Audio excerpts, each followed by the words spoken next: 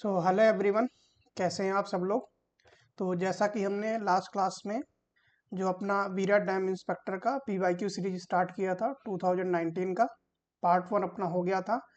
तो आज ये मैं पार्ट 2 लेके आया हूँ आप सभी के सामने। तो जैसा कि आपको पता है कि आरआरबी जेई सीबीटी 1 की रिस्पांस की आ चुकी होगी। तो आई होप आप सभी ने रिस्पांस की देख ली होगी और अपने आंसर मैच कर लिए होंगे कि आपके क्या स्कोर्स आ रहे हैं। ठीक है, तो आपको अपने स्कोर्स को देखते हुए उसके हिसाब से आपको नेक्स्ट के लिए लग जाना चाहिए। अगर आपके स्कोर जो भी आपका लास्ट 2019 का कट ऑफ था +-2 कर सकते हैं आप। मीन्स अगर आप मैक्सिमम की भी बात करेंगे तो +2 ही होगा, ज़्यादा नहीं होगा, क्योंकि जो लेवल ऑफ क्वेश्चन पेपर था वो सेम ही था, लगभग सेम था as compare to the previous one. तो अगर आपके नंबर इनके करीब आ रहे हैं तो आप सीबीटी 2 के लिए लग जाइए, क्योंकि सीबीटी 2 का सिलेबस पढ़ने से आपका कोई नुकसान होने वाला नहीं है। क्योंकि सीबीटी 2 के लिए जो टेक्निकल सब्जेक्ट आप पढ़ेंगे वो आपके लिए अभी जो अपकमिंग एग्जाम्स हैं उसके लिए भी आपके लिए यूजफुल रहेंगे। लाइक जो भी आपका राजस्थान जेई का पेपर है, आपका राजस्थान एई का पेपर है, ठीक है, उसके अलावा लेक्चरार का पेपर है। लेक्चरार के पेपर में आपको पता है कि एक पेपर हिंदी का है पूरा 100 क्वेश्चंस और एक 150 क्वेश्चंस अपना टेक्निकल है। तो जो भी टेक्निकल आप आरआरबी जेई सीबीटी 2 के लिए पढ़ेंगे वो सारे टेक्निकल जो हैं इन सब में भी यूज आएंगे। इसलिए आप अब लग जाइए अपने टेक्निकल सब्जेक्ट्स को लेके, आप रिवाइज करना स्टार्ट करें और पीवाईक्यू लगाना स्टार्ट करें और मैक्सिमम प्रैक्टिस करें क्वेश्चन की। और एक क्वेश्चन प्रैक्टिस करें तो उससे रिलेटेड जो भी आपके पास गिवन कॉन्सेप्ट हैं उससे रिलेटेड उनको जरूर रिवाइज करें और इस हिसाब से आप आगे बढ़ते रहें और तैयारी करते रहें। तो चलिए शुरू करते हैं आज का अपना सेशन। तो जैसा कि हमने टोटल 15 क्वेश्चंस कर लिए थे लास्ट सेशन में, तो ये अपना नेक्स्ट क्वेश्चन है 16 नंबर क्वेश्चन।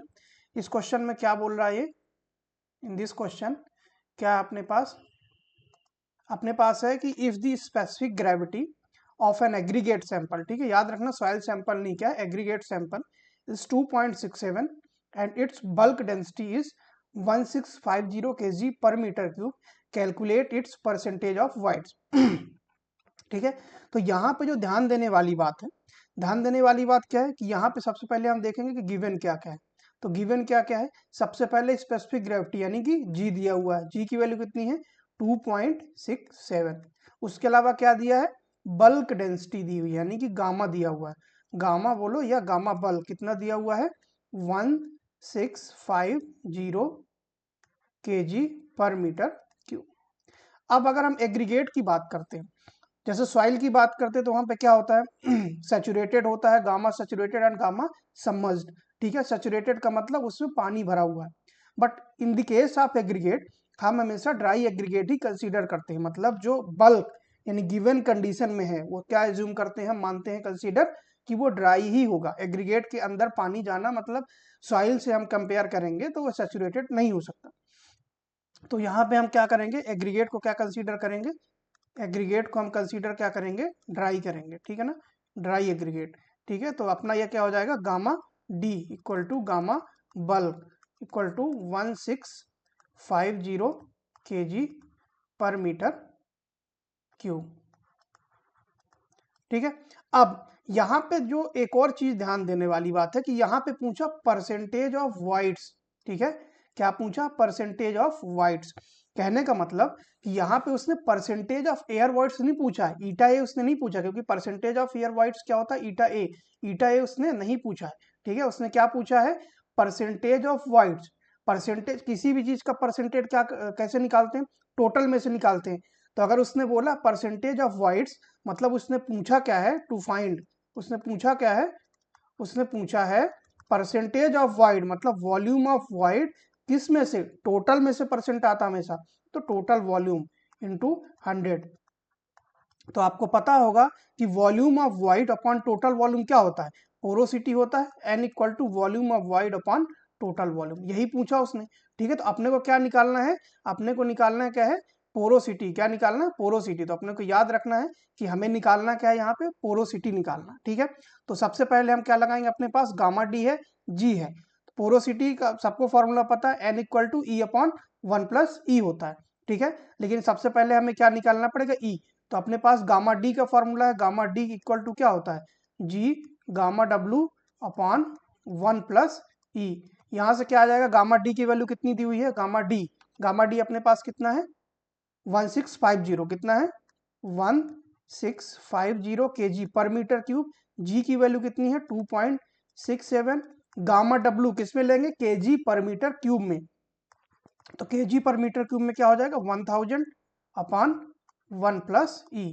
यहाँ से आप कैलकुलेट करेंगे ई की वैल्यू, तो जो ई की वैल्यू निकल के आ रही है कितनी आ रही है 0.618। ये क्या अपना ई, क्या अपना वॉइड रेशियो, क्या है वॉइड रेशियो। ठीक है। अब क्या निकालना अपने को, हमने क्या निकाल लिया, यहाँ पे हमने निकाल लिया है क्या, अपना क्या आ चुका है वाइड रेशियो आ चुका है। अब अपने को निकालना पोरोसिटी। तो सबको पता है कि अगर अपने पास वाइड रेशियो दिया है तो पोरोसिटी निकालने का फॉर्मूला क्या होता है, n equal to e upon 1 plus e. तो यहाँ से क्या आ जाएगा n equal to 0.618 upon 1 plus 0.618। यहाँ से n की वैल्यू क्या निकल के आ रही है 0.382।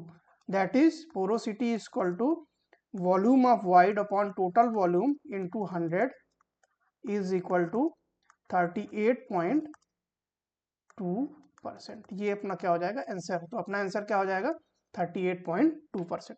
ठीक है। तो इस क्वेश्चन में आपको ध्यान देने वाली बात क्या थी, क्वेश्चन एकदम इजी है बट आपको ध्यान क्या देना था कि दो चीजें ध्यान देनी थी। पहली चीज ध्यान देनी थी कि जो गामा बल्क है वो किसमें क्या अज्यूम के हमने कंसीडर करना है गामा ड्राई, क्योंकि एग्रीगेट की बात हो रही है। उसके बाद हमें क्या देखना था कि उसने पूछा क्या, उसने पूछा परसेंटेज ऑफ वाइड। तो परसेंटेज हमें पता है कि किसी भी चीज का परसेंटेज टोटल से लेते हैं। तो volume of void upon total volume, मतलब उसने क्या पूछा है पोरोसिटी पूछा है। तो पोरोसिटी निकालने का फॉर्मूला हमें पता है n equal to e upon 1 plus e. तो सबसे पहले हमने गामा डी से क्या निकाला, ई निकाला है, that is void ratio. And then from void ratio हमने क्या निकाला है पोरोसिटी। ठीक है। तो आपको ये क्वेश्चन समझ में आ गया होगा। फर्दर हम मूव करते हैं नेक्स्ट क्वेश्चन की ओर। तो आप देख रहे हैं कि इस क्वेश्चन पेपर में ज्यादातर जो बेसिक प्रॉपर्टीज किसकी है सॉइल की, वहां से क्वेश्चन ज्यादा आए हुए हैं। ठीक है। चलिए नेक्स्ट करते हैं, फर्दर मूव करते हैं हम किसकी नेक्स्ट क्वेश्चन की ओर। ठीक है। उसके पहले आपको पता है कि जैसे मैंने अभी बोला कि आरआरबी जेई सीबीटी 1 की क्या आ चुकी है, रिस्पांस की आ चुकी है। तो अगर आपके जो 2019 के जो भी कट ऑफ थे, ठीक है ना, उससे आप प्लस माइनस 2 हैं, तो आप मतलब अगर आप ये भी बोलते हैं कि कट ऑफ ज्यादा जाएगा तो प्लस माइनस 2 के करीब रहने की संभावना है। तो कहने का मतलब कि आपके अगर इसके करीब मार्क्स आ रहे हैं तो आप सीबीटी 2 के लिए पढ़ना स्टार्ट कर दीजिए, क्योंकि सीबीटी 2 के जो सब्जेक्ट्स हैं मैंने अभी बोला वो जो भी एग्जाम आने वाले हैं आपके, जो भी जेई के एग्जाम है, एई के एग्जाम है, ठीक है, उन सब में क्या होगा यूजफुल होगा। तो गेट एकेडमी का सीबीटी 2 का आपका जो कोर्स है वो 499 का है। तो अगर आप लेना चाहते हैं तो आप जाएं, ऐप को विजिट करें और वहाँ पे फ्री कंटेंट आप देखें। अगर आपको सही लगता है, फ्री कंटेंट सही लगता है, तो आप कोर्स को परचेज करें और कंटिन्यू करें। ठीक है। Now further moving to next question. ये क्या है, the delay caused in consolidation by the slow drainage of water out of a saturated soil mass is called. ठीक है। तो कंसोलिडेशन की बात हमने प्रीवियस लेक्चर में की थी। तो अगर आप देखते हैं कि कंसोलिडेशन में कोई भी लैग हो रहा है, किसके कारण हो रहा है, स्लो ड्रेनेज ऑफ वाटर। ठीक है ना, कहीं पे अगर लैग हो रहा है किस कारण, स्लो ड्रेनेज ऑफ वाटर, ये किस में होगा प्राइमरी कंसोलिडेशन में। क्या हो किस में होगा, हमने देखा था लास्ट वीडियो में किस में होगा, प्राइमरी कंसोलिडेशन किसके कारण होता है, due to expulsion of pore water. ठीक है।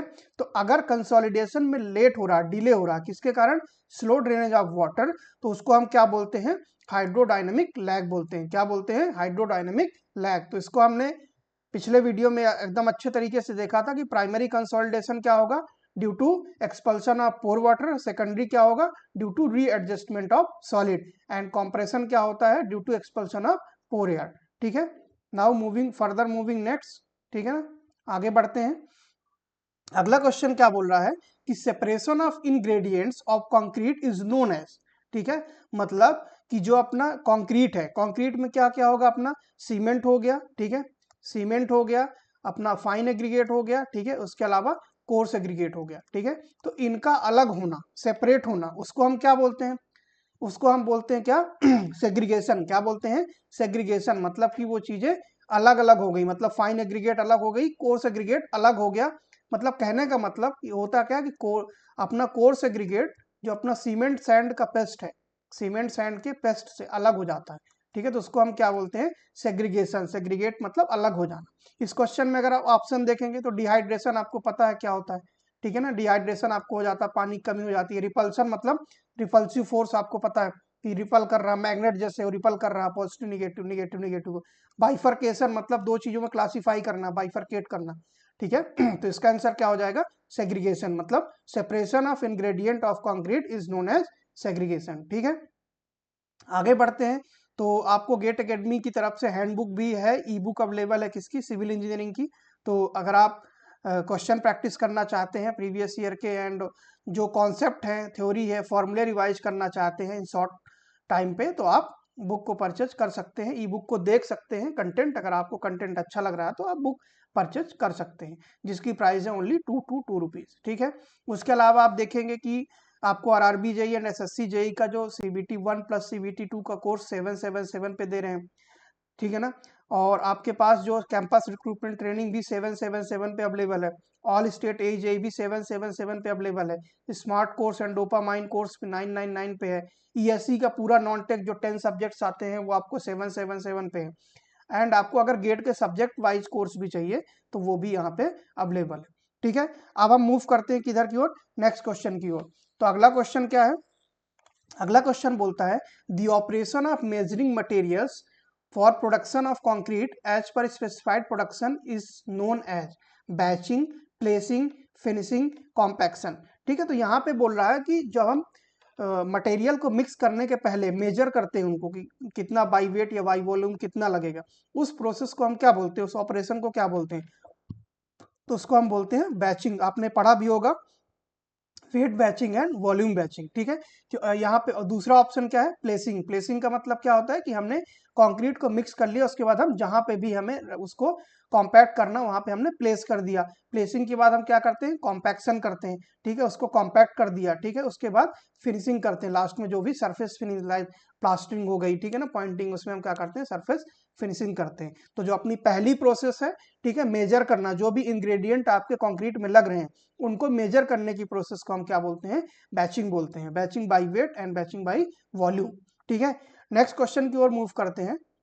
Ettringite formation in concrete is observed due to, ठीक है, क्लोराइड अटैक, कार्बोनेशन, ठीक है, sulphate attack, freezing and thawing, ठीक है। तो सबसे पहले अगर हम बात करते हैं कि इसके लिए आपको ये जानना जरूरी है कि एट्रिंगाइट होता क्या है, ठीक है। तो अगर हम बात करते हैं किसकी, एट्रिंगाइट की, ठीक है। तो एट्रिंगाइट जो है अपना, अगर इसको हम देखेंगे कि जो अपना सीमेंट है, ठीक है ना, कंक्रीट में अगर हम बात करेंगे तो कंक्रीट में जो अपना ये एट्रिंगाइट है, ठीक है, ये क्या होता है, अगर आप इसको देखेंगे बोलेंगे तो क्या होता है, हेक्सा कैल्शियम एल्यूमिनेट, क्या होता है, hexa calcium aluminate trisulphate hydrate, ठीक है। क्या होता है, hexa calcium aluminate try sulphate hydrate. अगर आप इसका केमिकल फॉर्मूला की बात करेंगे तो क्या होता है, ये 6CaO कैल्शियम ऑक्साइड, ठीक है, Al2O3। ये भी अपने देखो, ये चीजें कैल्शियम ऑक्साइड भी सीमेंट पे है, ये एल्यूमिनियम ऑक्साइड भी है, ठीक है। 3SO3 ये क्या है, सल्फेट है, क्या है, सल्फेट है, एंड 32H2O, ठीक है। या फिर इसको हम बोल सकते हैं 3CaO Al2O3, 3CaO Al2O3, 3CaSO4, 3CaSO4 and 32H2O। ये क्या अपना इसका केमिकल फॉर्मूला है, किसका है केमिकल फॉर्मूला, एट्रिंगाइट का, ठीक है। तो कहने का मतलब कि आपको यहाँ पे दिखाई दे रहा होगा कि एट्रिंगाइट जो है अपना, वहां पे कैल्शियम, जो कैल्शियम ऑक्साइड क्या अपना लाइम है, लाइम वहां पे अवेलेबल है। ऐसा नहीं है कि लाइम आपको कहीं से लाना पड़ेगा, लाइम ऑलरेडी सीमेंट में क्या है, अवेलेबल है, ठीक है। तो आपको क्या किसकी जरूरत यहाँ पे दिख रही है, जो एक्स्ट्रा आ रहा, क्या आ रहा, सल्फेट आ रहा है। तो अगर सल्फेट अटैक होता है तो उससे क्या हो जाएगा, एट्रिंगाइट फॉर्मेशन हो जाएगा। तो क्या होता है, सल्फेट अटैक होता है। और ये बनता कैसे है, अगर आप बात करेंगे कि ये जो कंक्रीट है, कंक्रीट में बनता कैसे, ये जो चीज है, जो इटिंगराइट फॉर्मेशन कैसे होता है, कंक्रीट में अगर हम बात करते हैं इसका फॉर्मेशन कैसे होता है, तो जब चीजें रिएक्ट करती होंगी, तो अगर आपके पास, आपको पता है कि सीमेंट में क्या होता है, ट्राई कैल्शियम एल्यूमिनेट, क्या होता है, tri calcium aluminate, C3A available होता है कहाँ पे, सीमेंट पे, ठीक है। अगर उसकी रिएक्शन कैल्शियम सल्फेट से अगर उसकी रिएक्शन हो जाए 3CaSO4, तो यहां से क्या बन जाता है अपना इट्रिंगाइट, ठीक है, क्या बन जाता है, इट्रिंगाइट, ठीक है ना। तो कहने का मतलब कि जो फॉर्मेशन ऑफ इट्रिंगाइट कंक्रीट में है वो किससे बनता है, सल्फेट अटैक से, ठीक है, क्योंकि हमें जो ट्राई कैल्शियम एल्यूमिनेट है, अगर उसमें हम कैल्शियम सल्फेट की रिएक्शन करवाते हैं, होती है अगर, ठीक है ना, अगर ट्राई कैल्शियम एल्यूमिनेट वहां पे प्रेजेंट है, ये 3 कैल्शियम सल्फेट अगर हमने ऐड किया या कहीं से मिला उसको, तो उसमें रिएक्ट करके क्या बना देगा, इटिंगाइट बना देगा, ठीक है। तो इसका आंसर क्या हो जाएगा अपना, ऑप्शन सी हो जाएगा, सल्फेट अटैक, ठीक है। चलिए नेक्स्ट आगे मूव करते हैं। नेक्स्ट क्या है, अगला क्वेश्चन बोल रहा है कि the excess amount of silica in making burned brick makes the brick, ठीक है। अगर सिलिका का अमाउंट हम एक्सेस कर देते हैं, मतलब जो रिक्वायर्ड है, रिक्वायर्ड कितना होता है सिलिका का, किसकी बात चल रही है, ब्रिक की बात चल रही है, सीमेंट की बात नहीं चल रही। तो ब्रिक में सिलिका जो अपना क्या होता है, सिलिका 50 to 60%, कितना होता है सिलिका, 50 to 60% होता है, ठीक है। तो अगर उससे एक्सेस में हम डाल देते हैं, ठीक है ना, अगर ब्रिक बनाते टाइम, तो क्या होगा, to melt and to lose it shape, brittle and weak on burning, soften and slower rate than in most cases, of red colour on burning when excess oxygen available, ठीक है। तो एक बार हम देख लेते हैं जो मेजर इंग्रेडिएंट है किसके, अपने ब्रिक के, सिलिका हो गया, एल्यूमिना हो गया, ठीक है, इनको, और लाइम। अगर हम बात करते हैं सबसे पहले सिलिका की, किसकी बात कर लेते हैं, सिलिका, ठीक है। सिलिका की अगर हम बात करते हैं तो सिलिका कितना पाया जाता है जनरली, 50 to 60%, सिलिका कितना होता है ब्रिक में हम ऐड करते हैं, 50 to 60%। अब इनकी प्रॉपर्टीज की बात कर लेते हैं। सिलिका क्या करता है, सिलिका प्रिवेंट करता है, अगर हम सिलिका को ऐड करते हैं तो सिलिका क्या प्रिवेंट करता है, क्रैकिंग, ठीक है, क्रैकिंग को रोकता है silica, prevent cracking, shrinkage and warping, ठीक है। तो जो सिलिका हम ऐड करते हैं किसमें, ब्रिक में, वो क्या करता है, प्रिवेंट क्रैकिंग को रोकता है, ठीक है ना, श्रिंकेज को रोकता है, वार्पिंग को रोकता है, ठीक है। लेकिन अगर हम इसको एक्सेस में मिला देते हैं, ठीक है, जो क्वेश्चन में पूछा वो भी, अगर हम इसको एक्सेस में मिलाते हैं, तो अगर हम ब्रिक में सिलिका को एक्सेस में मिलाते हैं तो वो क्या करता है, जो भी पार्टिकल्स के बीच में कोहेजन है, ठीक है, जो भी पार्टिकल के बीच में क्या है, कोहेजन है, उसको क्या कर देता है, डिस्ट्रॉय कर देता है, ठीक है। आपको पता होगा कोहेजन एंड एडहेशन, कोहेजन क्या होता है, सेम पार्टिकल जो है, ठीक है, सेम नेचर ऑफ पार्टिकल के बीच में जो फोर्स ऑफ अट्रैक्शन होता है उसको क्या बोलते हैं, कोहेसिव फोर्स बोलते हैं, ठीक है। और एडहेशन क्या होता है, different particles, different nature of particle, ठीक है ना। तो कहने का मतलब कि जो सीमेंट के पार्टिकल्स के बीच में कोहेजन है उसको क्या करेगा, ब्रेक कर देगा। तो क्या करेगा ये, डिस्ट्रॉय, एक्सेस में है तो क्या करेगा, डिस्ट्रॉय कोहेजन, किसके बीच में, कोहेजन बिटवीन पार्टिकल्स, ठीक है। कहने का मतलब जो भी पार्टिकल्स हैं उनके बीच में कोहेजन को डिस्ट्रॉय करेगा। तो इससे क्या हो जाएगा, इसका रिजल्ट क्या होगा, अगर कोहेजन क्या हो गया, डिस्ट्रॉय हो गया, तो उनके बीच में कोई अट्रैक्शन रहा नहीं, फोर्स ऑफ अट्रैक्शन, तो क्या हो जाएगा, क्या बना देगा, ब्रिक को ब्रिटल बना देगा, क्या बना देगा, ब्रिक को ब्रिटल बना देगा, ठीक है। नेक्स्ट हम बात करते हैं किसकी, सिलिका के बाद जो मेजर होता है क्या होता है, एल्यूमिना, क्या होता है, एल्यूमिना, ठीक है। एल्यूमिना की बात करते हैं तो एल्यूमिना कितना पाया जाता है, 20 to 30%, 20 to 30%, ठीक है। एल्यूमिना का जो क्या होता है वहां पे परसेंटेज होता है, कितना होता है इंग्रेडिएंट, 20 to 30%। अब अगर हम बात करें किसकी, एल्यूमिना की, तो एल्यूमिना क्या देता है हमें, इम्पार्ट प्लास्टिसिटी, क्या देता है वो, इम्पार्ट प्लास्टिसिटी, हमें क्या देता है वो, प्लास्टिसिटी देता है, ठीक। अब हम बात कर लेते हैं कि अगर एल्यूमिना क्या है, एक्सेस में है, एल्यूमिना क्या होगा, एक्सेस में है। अगर एल्यूमिना एक्सेस में होता है तो क्या होता है, अगर हम एल्यूमिना का अमाउंट ज्यादा कर देते हैं तो उसमें क्या आता है, श्रिंकेज एंड वार्पिंग हो जाती है, कब, जब हम ड्राई करते हैं, मतलब जब ब्रिक हमने बनाया, शेप दिया, उसके बाद हम ब्रिक को ड्राइंग के लिए लेके जाते हैं, तो उसमें क्या आ जाता है, shrinkage and warping during drawing के टाइम पे श्रिंकेज होता है एंड वार्पिंग होती है, उसके कारण क्या होता है, ब्रिक क्या हो जाता है, टू हार्ड हो जाता है, क्या हो जाता है, जब हम ब्रिक को फिर बर्न करते हैं तो बहुत ज्यादा हार्ड हो जाता है और आराम से ब्रेक हो जाता है। कहने का मतलब ये क्या कर देता है, अगर एक्सेस में है तो कॉजेस क्या कॉज करता है, shrinkage and warping, causes shrinkage causes shrinkage and warping, shrinkage and warping during drawing, ठीक है ना, ड्यूरिंग ड्राइंग। जब हम क्या करते हैं, ब्रिक को ड्राई करते हैं तो उसमें क्या आ जाता है, श्रिंकेज एंड वार्पिंग। इसके कारण क्या होता है कि ब्रिक क्या हो जाती है, टू हार्ड, ब्रिक क्या हो जाती है, टू हार्ड। जब हम क्या करते हैं उसको, व्हेन बर्न, जब हम उसको बर्न करते हैं तो क्या हो जाती है, टू हार्ड, उससे क्या हो जाता है, ब्रेक्स इजिली, वो क्या हो जाती है, जल्दी ब्रेक हो जाती है, ब्रेक्स इजिली, ठीक है। नेक्स्ट अपने पास जो मेजर क्या है, लाइम है, लाइम, ठीक है। तो लाइम का परसेंटेज कितना होता है, 4 से 5%। तो लाइम क्या करता है अपना, लाइम क्या करता है, प्रिवेंट श्रिंकेज, या भी क्या करता है, प्रिवेंट श्रिंकेज, ये क्या करता है, ये भी श्रिंकेज को रोकता है, ठीक है। और कहने के बाद अगर एक्सेस में हो जाए, लाइम क्या हो जाए, एक्सेस में हो जाए, तो क्या करता है, ब्रिक को मेल्ट कर देता है, तो क्या होता है, इससे मेल्टिंग हो जाती है, ठीक है। तो कहने का मतलब आपको ब्रिक में 3 चीजें मेजर याद रखनी है, silica, alumina and lime. Silica क्या करता है, क्रैकिंग, श्रिंकेज एंड वार्पिंग से बचाता है, ठीक है ना। अगर वो एक्सेस में हो जाए तो क्या करता है, कोहेजन जो है, ठीक है ना, उसको डिस्ट्रॉय कर देता है, जिसके कारण की ब्रिक क्या हो जाती है, ब्रिटल। तो क्वेश्चन में इसी का पूछा था, सिलिका का, तो क्या हो जाएगा, brittle and weak on burning, ठीक है। एल्यूमिना की बात करेंगे तो एल्यूमिना क्या देता है, प्लास्टिसिटी देता है। अगर एक्सेस में हो जाए एल्यूमिना तो क्या करता है, श्रिंकेज एंड वार्पिंग देता है, जब हम ब्रिक को क्या करते हैं, ड्राई करते हैं, उसके कारण क्या होता है कि जो ब्रिक है वो बहुत ज्यादा हार्ड हो जाती है, और जब हम उसको बर्न करते हैं तो क्या हो जाती है, इजिली ब्रेक हो जाती है, ठीक है। नेक्स्ट हम बात करते हैं लाइम की। तो लाइम क्या देता है, लाइम हमें श्रिंकेज से बचाता है ब्रिक को, ठीक है। और अगर एक्सेस में होता है तो क्या हो जाती है, मेल्टिंग होने लगती है, क्या होने लगती है, मेल्टिंग होने लगती है, ठीक है। तो ये क्वेश्चन आपको समझ में आया होगा। Now further moving next question की ओर चलते हैं। उसके पहले आपको पता है गेट एकेडमी की तरफ से गेट के लिए डिफरेंट कोर्सेज लॉन्च किए जाते हैं। तो ये गेट के आपके 2025, 2026 एंड 2027 के कोर्सेज अवेलेबल हैं। अगर आप इंटरेस्टेड हैं तो वेबसाइट एंड ऐप विजिट कर सकते हैं और फ्री कंटेंट को देखते हुए आप कोर्स परचेज कर सकते हैं इफ यू आर इंटरेस्टेड, ठीक है। उसके अलावा ऑनलाइन टेस्ट सीरीज भी अवेलेबल है गेट एकेडमी की तरफ से। तो गेट एकेडमी में आपको सिविल इंजीनियरिंग के लिए आपको सब्जेक्ट वाइज टेस्ट भी हैं, ठीक है, बेसिक लेवल के हैं, सब्जेक्ट वाइज एडवांस लेवल के हैं, मिक्स्ड सब्जेक्ट हैं, ठीक है ना, चैप्टर वाइज टेस्ट भी है, फुल लेंथ मॉक टेस्ट है। टोटल नंबर ऑफ टेस्ट कितने हैं, 150 टेस्ट है, ठीक है। ये किसके लिए, गेट 2025 फॉर सिविल इंजीनियरिंग, ठीक है। चलिए नेक्स्ट क्वेश्चन की ओर चलते हैं। Which of the following is not the defect of BRICS, ठीक है।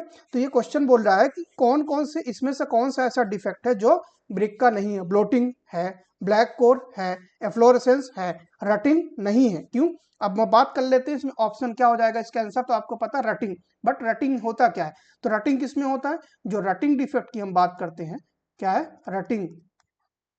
तो जो अपना रटिंग डिफेक्ट है, रटिंग डिफेक्ट कहाँ पे होता है, रटिंग डिफेक्ट आपको मिलेगा कहाँ पे, फ्लेक्सिबल पेमेंट में। कहाँ पे मिलेगा, फ्लेक्सिबल पेमेंट पे।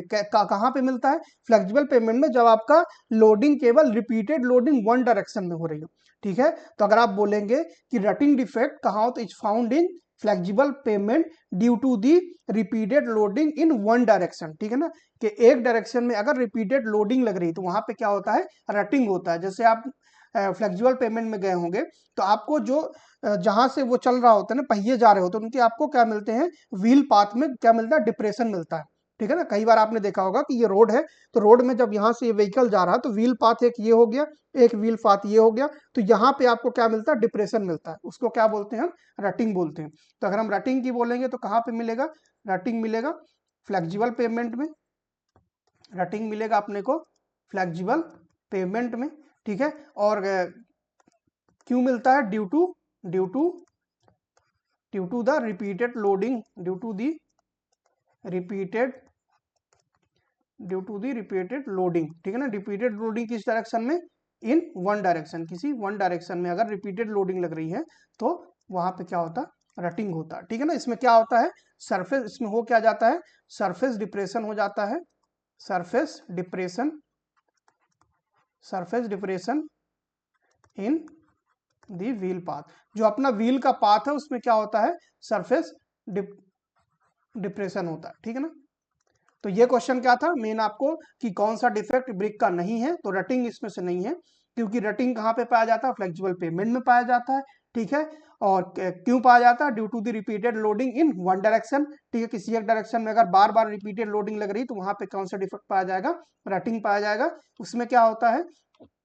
सरफेस डिप्रेशन हो जाता है इन दी व्हील पाथ, जो भी व्हील पाथ जा रहा है उसमें सरफेस क्या हो जाती है? उसकी रोड की डिप्रेस्ड हो जाती है, ठीक है। तो आपको समझ में आ गया होगा कि ये किसका है? फ्लेक्सिबल पेमेंट का है, ब्रिक का नहीं, ठीक है। फर्दर मूव करते हैं। अगला क्वेश्चन क्या बोल रहा है कि according to IS 122691987 the time elapsed between the movement at which water is added to the cement and the moment at which cement starts to lose its plasticity should not be less than। तो आपको question पढ़ के समझ में आ रहा होगा कि ये किसकी बात कर रहा है? ये बात कर रहा है किसकी? इनिशियल सेटिंग टाइम की। किसकी बात कर रहा है ये? इनिशियल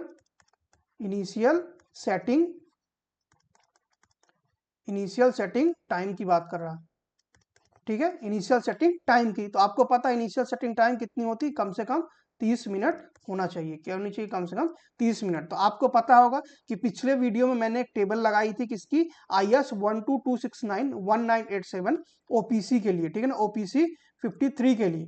वो उस टेबल से आपको ये तीसरा क्वेश्चन देखने को मिल रहा है, ठीक है। तो वो जो आपकी टेबल है ना, उस टेबल को आपको पूरा देख के जाना। उसमें कंप्रेसिव स्ट्रेंथ का लिखा हुआ OPC 33, 43 एंड 53 का, ठीक है। 7 डेज, 28 डेज सबकी लिखी हुई है, 24 आवर सबकी लिखी हुई है, ठीक है ना। तो वो आपको देखना है। Initial and final setting time लिखा हुआ है, ठीक है। तो वो टेबल आपको एक बार अच्छे तरीके से देख के जाना, क्योंकि आपको उस टेबल से ये तीसरा क्वेश्चन देखने को मिल रहा है, ठीक है। तो इस क्वेश्चन का आंसर क्या हो जाएगा? इनिशियल सेटिंग टाइम पूछा, क्या हो जाएगा? 30 मिनट, ठीक है। उसके बाद आप देखेंगे कि गेट एकेडमी की आपको ई बुक मिल जाएगी कहाँ पे? सिविल की PYQ वॉल्यूम 1 एंड वॉल्यूम 2। तो वॉल्यूम 1 में आपको 9 सब्जेक्ट मिलेंगे, ठीक है, और वॉल्यूम 2 में आपको रिमेनिंग 6 सब्जेक्ट मिलेंगे, ठीक है। तो आप अगर प्रीवियस ईयर क्वेश्चन के प्रैक्टिस करना चाहते हैं, ठीक है, तो आप इस बुक को एक बार देख सकते हैं और परचेज कर सकते हैं from the Google E book, ठीक है। लिंक आपको डिस्क्रिप्शन में मिल जाएगा, ठीक है। Now moving to the next question. अगला क्वेश्चन क्या है कि for making rapid hardening Portland cement which if the following compound composition should be increased, ठीक है। Tri calcium silicate, di calcium silicate, tri calcium aluminate, tetra calcium alumina ferrite. तो कहने का मतलब है, कल भी हमने प्रीवियस वीडियो में भी हमने डिस्कस किया था, वहां पे भी ऐसा ही क्वेश्चन था, बट वहां पे पूछा कुछ और था। वहां पे पूछा था जो लास्ट में मिलती है हमें, तो लास्ट में हमने क्या आंसर दिया था? C2S die calcium silicate. लेकिन यहाँ पे क्या पूछ रहा है? रैपिड हार्डनिंग, मतलब हमें इनिशियल स्ट्रेंथ किससे मिलती है? तो सेम वही अगर मैं बात करता हूँ कि हमने जो वो देखा था उसको मैं एक बार और बनाता हूँ, ठीक है, कि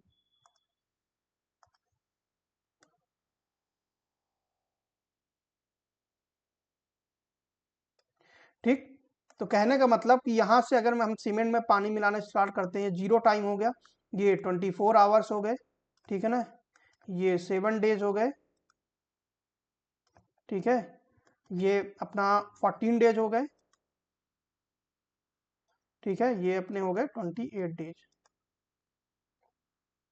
ठीक है। अब अगर हम बात करते, कहने का मतलब कि हमने कल देखा था कि जो इनिशियल मतलब तुरंत, मतलब जैसे ही हमने लगाया सीमेंट को, ठीक है ना, तो तुरंत सबसे पहले क्या हाइड्रेट होता है? C4AF, जो कि हमें कोई स्ट्रेंथ नहीं देता ज्यादा, ठीक है, वो हाइड्रेट हो जाता।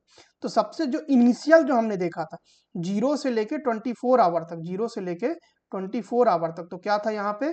C3A, क्या था? C3A। उसके बाद हमने देखा था कि 24 आवर से लेके कहाँ तक? 24 आवर्स से लेके अपना 28 डेज तक क्या था वहां पे? C3S। 28 डेज तक क्या था अपना? C3S, ठीक है। और फिर हमने देखा था कि फ्रॉम 14 डेज, ठीक है ना, 14 डेज से लेके from 14 days to like after you can say 1 year and the any period after 28 days also, मतलब 14 डेज से लेके जब तक है तब तक सीमेंट की जो भी स्ट्रेंथ देगा कौन? लॉन्ग टर्म कौन देगा? C2S, ठीक है ना।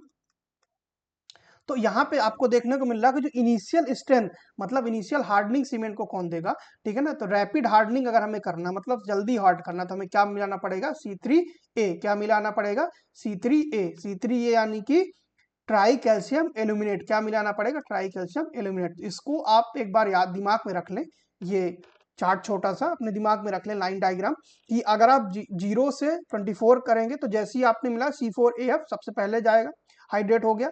लेकिन जो आपको इनिशियल स्ट्रेंथ, ठीक है ना, सबसे पहले जो मिलेगी वो कौन देगा? C3A। कौन देगा? C3A। 0 से लेके 24 आवर तक, 24 आवर से लेके 28 डेज तक ये कौन दे रहा है? C3F। एंड 48 डेज से लेके आगे तक जब तक है सीमेंट तो C2S। मतलब अगर 2 क्वेश्चन पूछते हैं, तुरंत का पूछता है तो C3A, लॉन्ग टर्म का पूछता है तो C2S। ठीक है, ये चीज आपको याद रखनी है। ठीक है, तो ये भी इसी सेम क्वेश्चन पेपर में ये दूसरा क्वेश्चन है इससे रिलेटेड। ठीक है, तो ये चीज अगर आपके पास दिमाग में रहेगी तो आपको ये क्वेश्चन बन जाएगा। ठीक है, उसके बाद आप जैसे अभी आपने देखा गेट की आपको सिविल की बुक अवेलेबल है, वैसे ही आपको एप्टीट्यूड की ई बुक अवेलेबल है, जो कि कॉमन होती है सभी ब्रांचेस के लिए। तो अगर आपको प्रीवियस ईयर क्वेश्चन लगाने हैं तो आप जाके देख सकते हैं कि आपको न्यूमेरिकल एबिलिटी है, रीजनिंग है, वर्बल एबिलिटी है, एप्टीट्यूड है, सारी चीज़ यहाँ पे अवेलेबल है, तो आप जाके देख सकते हैं और बुक परचेज कर सकते हैं। ठीक है, तो चलिए हम बात करते हैं आज के इस क्वेश्चन की। According to IS 4031 part 6 1988 the amount of water that should be used for assessing compressive strength of cement. ठीक है, पहला क्या? P/4 + 3% of combined mass of cement and sand, where P क्या है? Percentage of water required to produce a paste of standard consistency. Second option क्या? P/3 + 4। ठीक है ना। थर्ड ऑप्शन क्या? P +4/3। फोर्थ ऑप्शन क्या? P/4 + 3। ठीक है, तो इनमें से आपको देखना P क्या है, परसेंटेज ऑफ वाटर क्या है required for standard consistency test के लिए आपको कितना पानी लगा, वो क्या होता है? P से डिनोट किया आपने। उसके रिस्पेक्ट में बाकी में initial setting time, final setting time, compressive strength, हम उसी के रिस्पेक्ट में देखते हैं कि पानी कितना लगेगा। तो एक बार हम इस पूरी चीज को देख लेते हैं। तो अगर हम बात करते हैं सबसे पहले किसकी, सबसे पहले अगर हम बात करते हैं किसकी? कंसिस्टेंसी टेस्ट की। किसकी बात करते हैं हम? कंसिस्टेंसी टेस्ट की बात करते हैं। ठीक है, तो सबसे पहले हम देखेंगे कंसिस्टेंसी टेस्ट।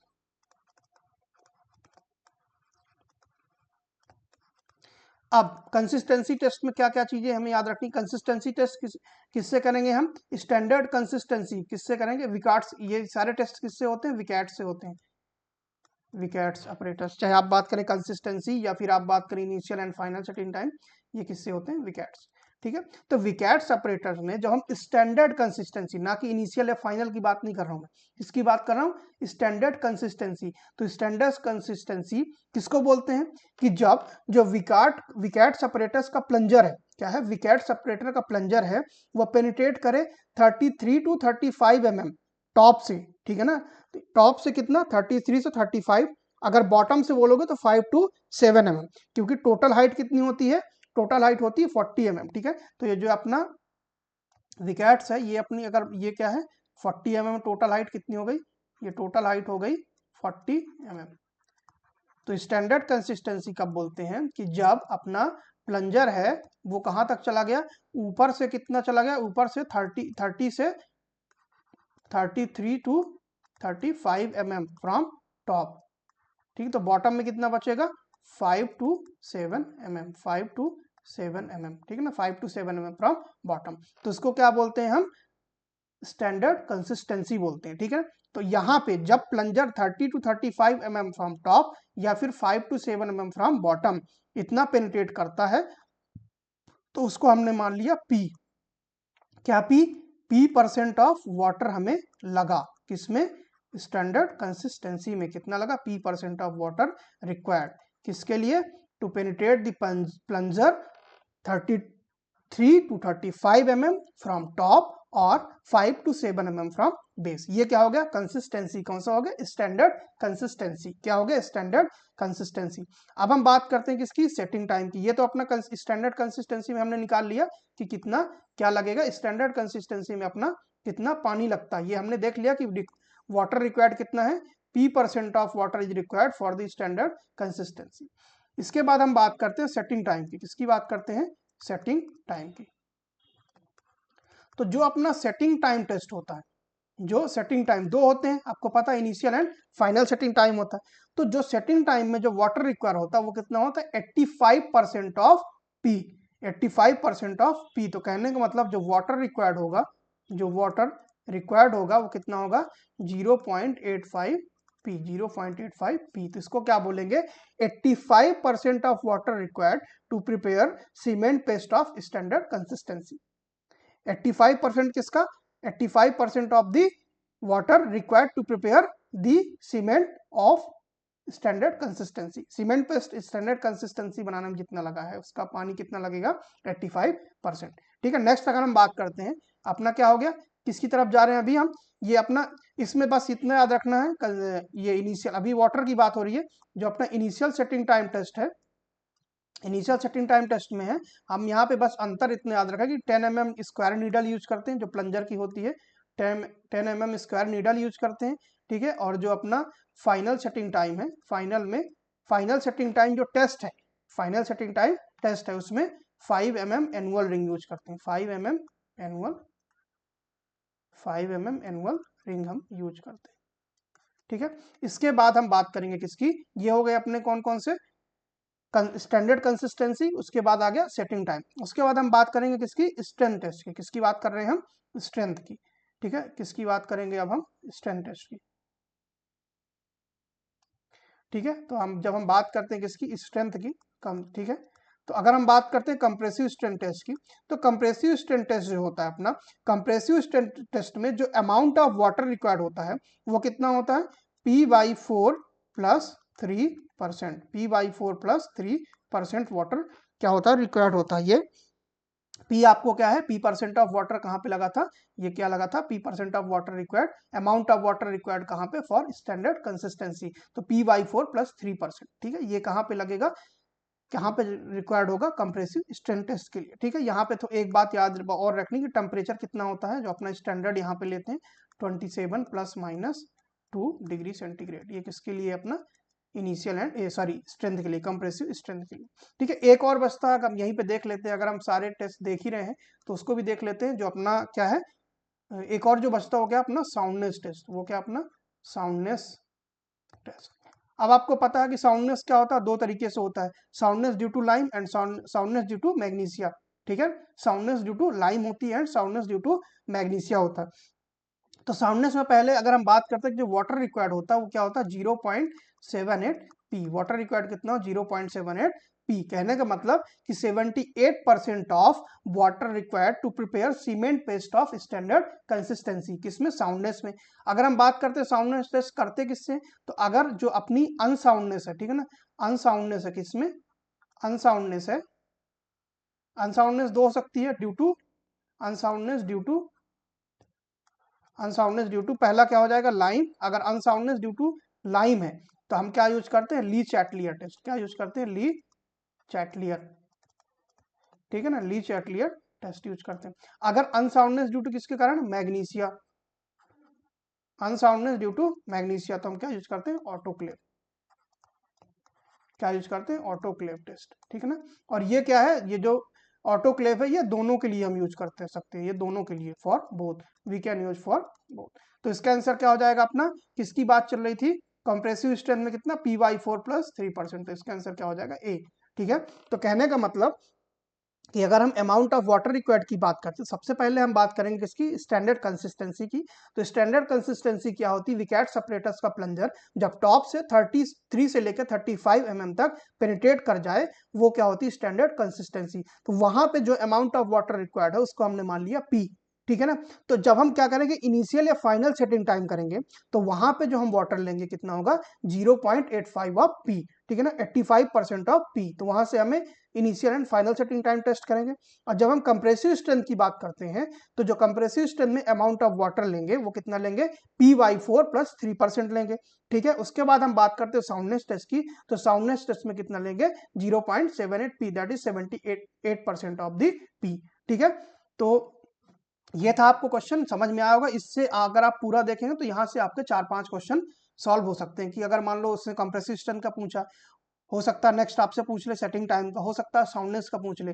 ठीक है ना, तो ये चीजें आपको याद रखनी है। ठीक है, तो आज के लिए इतना ही। हमने आज टोटल 10 to 15 क्वेश्चन किए हैं, 10 क्वेश्चन किए आई थिंक। ठीक है, तो आई होप आपको ये पसंद आया होगा। आपको ऐसे रेगुलर 2 दिन के इंटरवल में वीडियो मिलता रहेगा। ठीक है, डेली नहीं बट 2 दिन के इंटरवल में मिलता रहेगा।